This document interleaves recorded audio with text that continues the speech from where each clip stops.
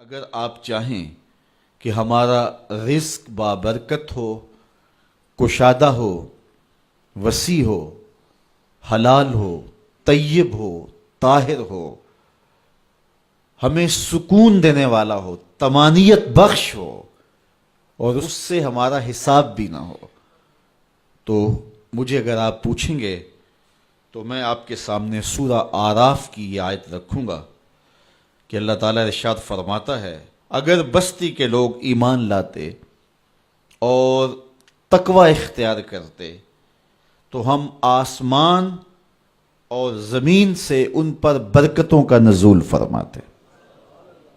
ایمان اور تقوی سے برکات کا نزول ہوتا ہے، اور تھوڑا رزق بھی جب اپنے دامن میں برکت رکھتا ہے تو ضروریات کا کفیل ہوتا ہے، اور پھر اللہ تعالیٰ چاہے تو زیادہ بھی دے اور بابرکت بھی عطا کرے۔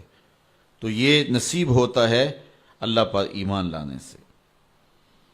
اور پھر سورہ الطلاق میں ارشاد فرمایا، جو اللہ سے ڈرے اللہ اس کے لیے راستہ نکالتا ہے، اور پھر اس کو وہاں سے رزق دیتا ہے جہاں سے اس کو گمان بھی نہ ہو، اور جو اللہ پہ بھروسہ کرے اللہ اس کے لیے کافی ہوتا ہے۔ تو استغفار کرنے سے مال میں اضافہ ہوتا ہے۔ مال میں اضافے کے لیے ایک اور وظیفہ سورہ ابراہیم میں ہمیں دیا گیا، اور وہ کیا ہے؟ لَإِن شَكَرْتُمْ لَأَزِيدَنَّكُمْ، اگر تم شکر کرنے کی عادت ڈال لو گے اللہ فرماتا ہے ہم اور زیادہ بڑھا دیں گے۔ اللہ تعالیٰ جل شانہ کی راہ میں خرچ کرنے سے مال بڑھتا ہے۔ یہ سورہ سبا کے اندر ارشاد فرمایا کہ جو تم خرچ کرو تو اللہ اس کے بدلے میں تمہیں اور عطا کر دے گا، اور وہ بہتر رزق دینے والا ہے۔ آقا کریم نے فرمایا کہ میں قسم اٹھا کے کہتا ہوں کہ صدقے سے مال کم نہیں ہوتا، اللہ صدقے سے مال کو برکت دیتا ہے، مال میں اضافہ ہوتا ہے۔ ایک اور وظیفہ ہے جس کو کرنے سے رزق میں برکت ہوتی ہے۔ اللہ فرماتا ہے تم نکاح کرو، تم فقیر ہو وہ تمہیں غنی کر دے گا۔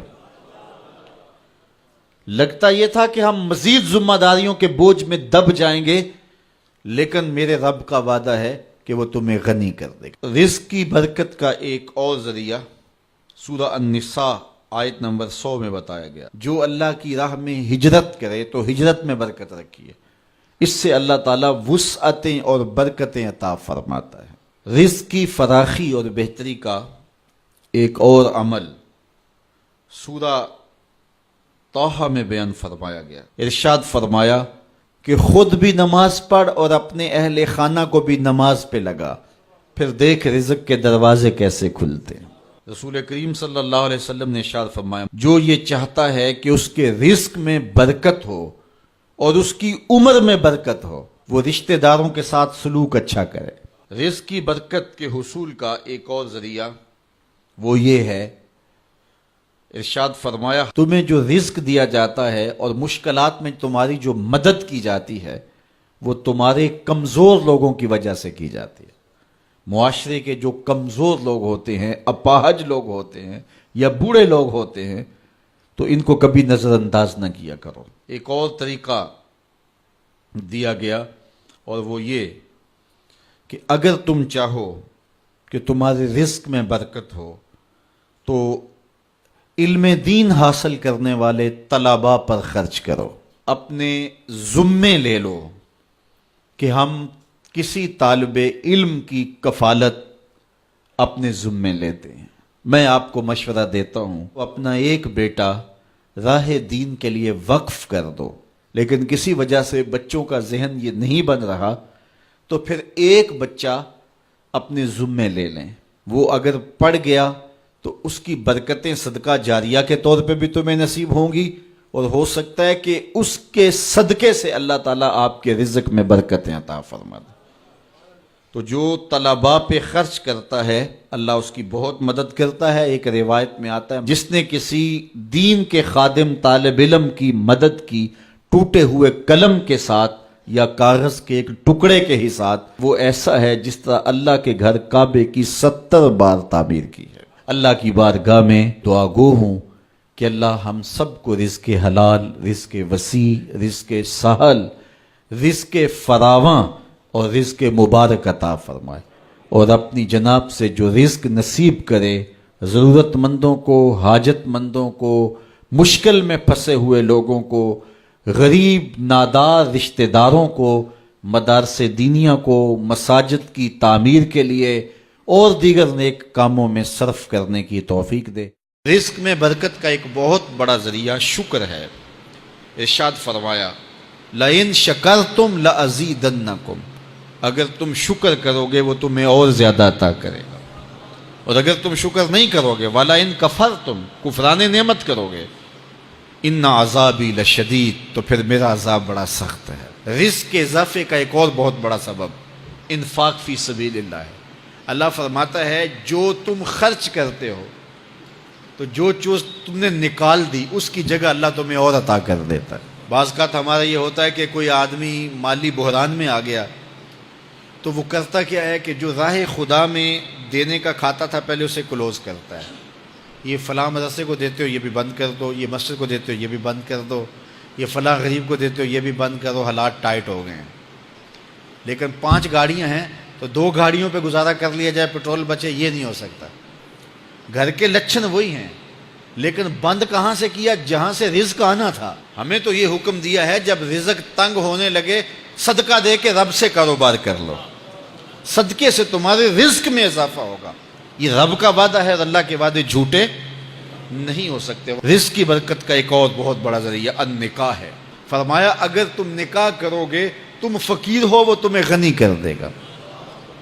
لوگ کہتے ہیں بچہ پیروں پہ کھڑا ہو لے تو پھر نکاح کریں گے، اللہ کہتا ہے تم نکاح کرو ہم پیروں پہ کھڑا کر دیں گے۔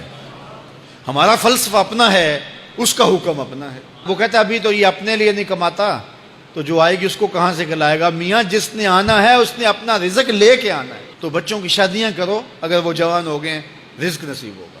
اپنے اہل خانہ کو نماز کے حکم دینے سے رزق بڑھتا ہے، کیونکہ جو صبح کا وقت ہوتا ہے یہ رزق کے بٹنے کا وقت ہوتا ہے، اور جس گھر میں صبح کے وقت لوگ سوئے ہوئے ہوتے ہیں وہاں بے برکتیاں ہوتی ہیں۔ تو طلوع فجر سے لے کر کے طلوع آفتاب تک اپنی اولاد کو، بیوی کو، بچوں کو نہ سونے دیں۔ اس وقت رزق بٹنے کے لمحے ہوتے ہیں۔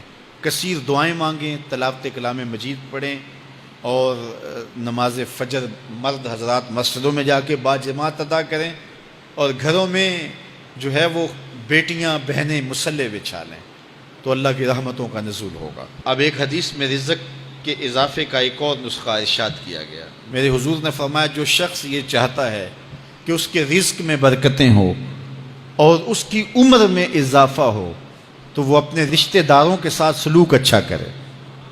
رشتہ داروں کے ساتھ اگر اچھا سلوک کرو گے تو پھر تمہارے رزق میں برکت ہو۔ غریب ہیں تو ان کی مدد کرو، ان کی بیٹیوں کی شادیاں اپنے ذمے لے لو اگر اللہ نے آپ کو وسعت دی ہے، ان کی پریشانیاں بانٹ لو، ان کا قرضہ ہے تو اتارنے کی کوشش کرو، ان کو مشکلات سے نکالنے کی کوشش کرو۔ تم ان کو مشکلات سے نکالو گے، اللہ تمہیں مشکلوں سے نکالے گا۔ تمہارے رزق میں بھی برکتیں ہوگی اور تمہارے مال میں بھی برکتیں ہوں گی۔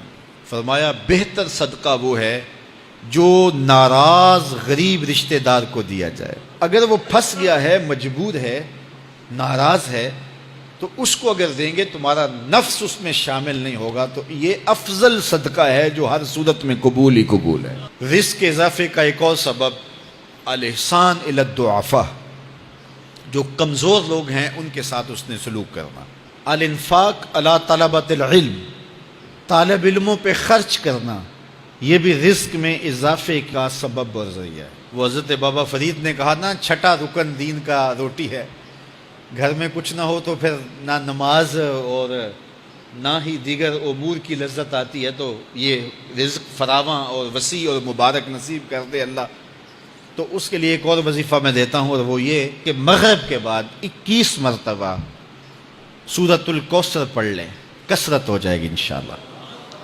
اول خدوشی پڑھ لیں، 5-7 منٹ لگتے ہوں گے، تو سورہ کوثر 21 مرتبہ روزانہ مغرب کی نماز کے بعد پڑھیں۔ اور اگر بہت زیادہ مسائل ہیں تو ہر نماز کے بعد پڑھ لیں، تو انشاءاللہ آپ دیکھیں گے کہ گھر میں برکتیں اترتی محسوس ہوں گی، انوار کا نزول ہوتے محسوس کریں گے۔